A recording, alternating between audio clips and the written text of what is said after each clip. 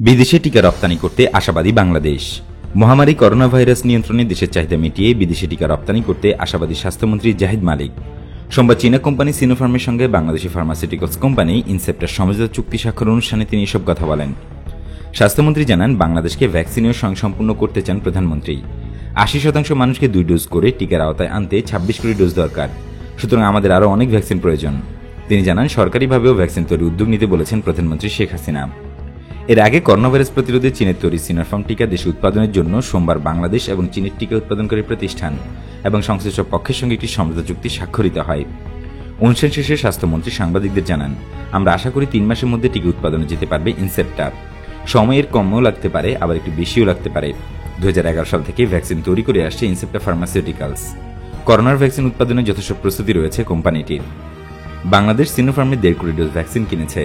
চুক্তি অনুযায়ী প্রতি মাসে ভ্যাকসিন দেশেও আসছে। এখন পর্যন্ত দেশে সিনোফার্মের 1,29,00,000 ডোজ ভ্যাকসিন দেশে এসেছে। এর মধ্যে কিনে 91 লাখ, চীনের উপহারের 21 লাখ ও কোভ্যাক্সের আওতায় দেশে এসেছে।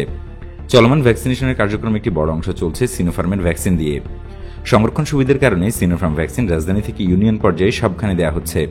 দেশে এখন পর্যন্ত সিনোফার্মের অন্তত 1 ডোজ ভ্যাকসিন নিয়েছে 71,31,000-এর বেশি মানুষ, আর 2 ডোজ নিয়েছে প্রায় 40 লাখের বেশি মানুষ।